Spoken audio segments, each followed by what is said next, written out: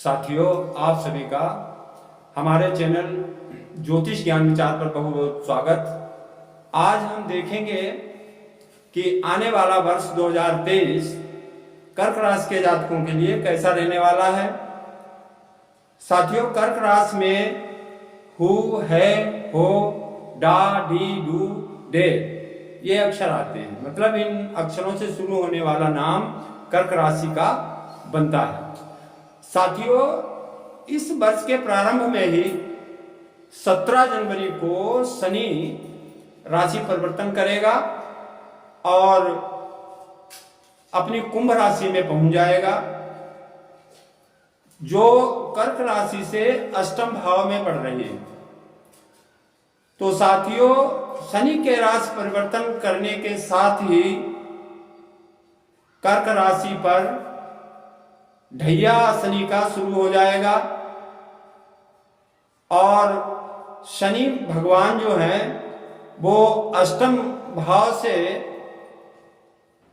कर्क राशि के अष्टम भाव से कुटुंब भाव को पूर्ण दृष्टि से देखेंगे, जो धन का स्थान भी होता है।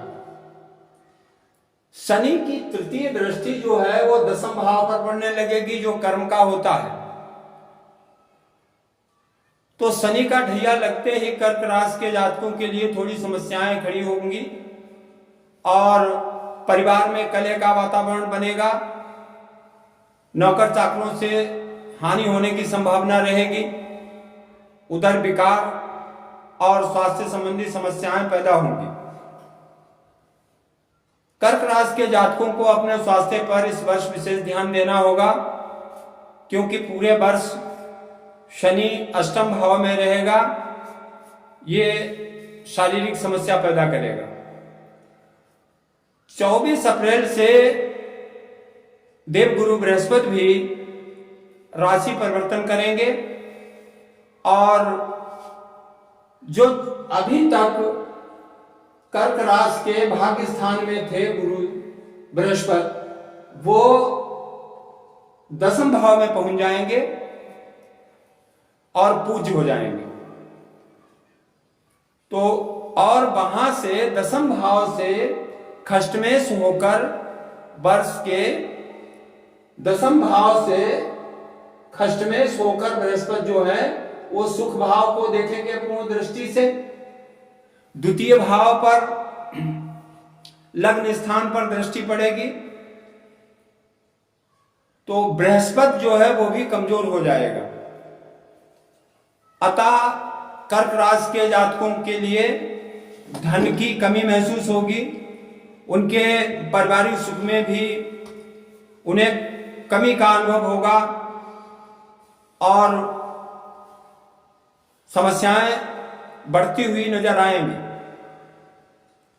30 अक्टूबर को राहु और केतु भी अपनी राशि परिवर्तन करेंगे।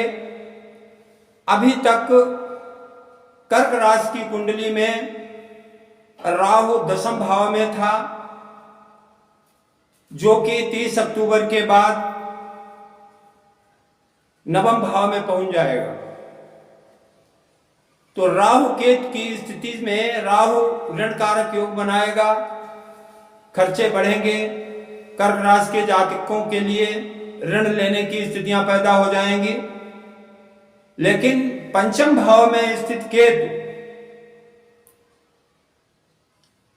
पंचम भाव नहीं, तृतीय भाव में केतु के जाने से पराक्रम में वृद्धि होगी, धार्मिक विचार बनेंगे और धीरे धीरे स्थितियों का समाधान निकलता रहेगा।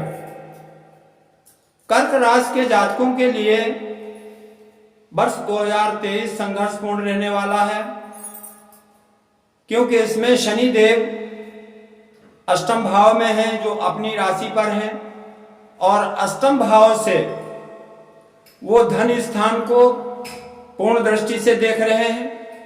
उनकी तृतीय दृष्टि दसम भाव को देख रही है और पंचम भाव पर भी शनि की पूर्ण दृष्टि पड़ रही है। तो साथियों, ये सारे योग कर्क राशि के जातकों पर क्या प्रभाव डालते हैं, इसे हम निम्नलिखित भागों में समझने का प्रयास करते हैं। सबसे पहले हम स्वास्थ्य को लेते हैं। साथियों, जैसा हम बता ही चुके हैं कि शनि देव की दृष्टि अष्टम भाव से पड़ती है तो स्वास्थ्य को प्रभावित करेगा। स्वास्थ्य की दृष्टि से कर्क राशि वालों का यह वर्ष कमजोर रहेगा। शनि अष्टम भाव में होने से प्राय कष्ट बना रहेगा। मई का महीना विशेष कष्टप्रद होने की संभावना लग रही है। आपको अपने स्वास्थ्य का विशेष ध्यान रखना होगा। नवंबर और दिसंबर में वर्ष के अंत में स्वास्थ्य में सुधार होगा। अब शनि देव की पूजा आराधना करते रहें, ठीक हो जाएगा सब। आगे पारिवारिक जीवन। वर्ष के प्रारंभ में शनि अष्टम में एवं राहु के दशम एवं चतुर्थ भाव में होने से चतुर्थ भाव में केतु होगा और दशम भाव में राहु होगा, तो ये पारिवारिक जीवन में तनावपूर्ण स्थितियां पैदा करेंगे। छोटी छोटी बातों पे झगड़ा होगा, आपस में पारिवारिक सदस्यों का तालमेल न बनना, भूमि भवन की समस्याएं भी हो सकती हैं। किंतु गुरु की कृपा से स्थिति नियंत्रण में रहेगी, क्योंकि गुरु बृहस्पति वर्ष के प्रारंभ में नवम भाव में होंगे और वहां से लग्न को पूर्ण दृष्टि से देखेंगे, तो किसी ना किसी रूप में कठिनाइयों पर जातकों को जीत मिलती रहेगी, समाधान निकलता रहेगा। अब आगे देखते हैं धन की स्थिति। तो साथियों, वर्ष के प्रारंभ में गुरु आपके नवम भाव में होगा, अतः वर्ष का प्रारंभ आर्थिक दृष्टि से ठीक ठाक कहा जा सकता है। गुरु की स्थिति नवम भाव में रहेगी 22 अप्रैल तक। नवम भाव में बैठा हुआ गुरु पराक्रम भाव को पूर्ण दृष्टि से देखेगा और नवम भाव में बैठा हुआ गुरु लग्न को भी पूर्ण दृष्टि से देख रहा है। तो वर्ष के प्रारंभ में आपकी पराक्रम शक्ति में वृद्धि रहेगी, आप मेहनत करेंगे, आपके अंदर जागरूकता होगी, तो आपको धन की आमदनी अच्छी होती रहेगी। आपके कारोबार में कोई व्यवधान नहीं आएगा, काम चलता रहेगा। परंतु 22 अप्रैल के बाद बृहस्पति दशम भाव में पहुंचेगी और दशम भाव में बृहस्पति होकर कर्क राशि वालों के लिए पूज्य हो जाएगी। बृहस्पति के निर्बल होने से धन संबंधी समस्याएं शुरू हो जाएंगी और वर्ष के अंत में आपको कोई बहुत आवश्यक बड़ी वस्तु खरीदने का योग बनेगा, जिससे आपका बजट बिगड़ेगा। आपको अपने बजट के अनुरूप खर्च करना पड़ेगा, आय व्यय का संतुलन बना के चलना पड़ेगा। आगे हम देखते हैं संतान का पक्ष। साथियों, जन्मपत्री में पंचम भाव संतान का होता है। 17 जनवरी से ही शनि देव अष्टम भाव में पहुंच जाएंगे और वहां से अपनी दशम दृष्टि से आपके संतान भाव को देखेंगे। क्योंकि अष्टमेश होकर पंचम भाव को देखेंगे तो संतान के प्रति आपकी चिंताएं बढ़ जाएंगी, संतान का स्वास्थ्य प्रभावित हो सकता है, दुर्घटना का योग भी बनता है और संतान का पक्ष कमजोर दिखाई देता है। उसकी शिक्षा आदि में व्यवधान की स्थितियां बनेंगी।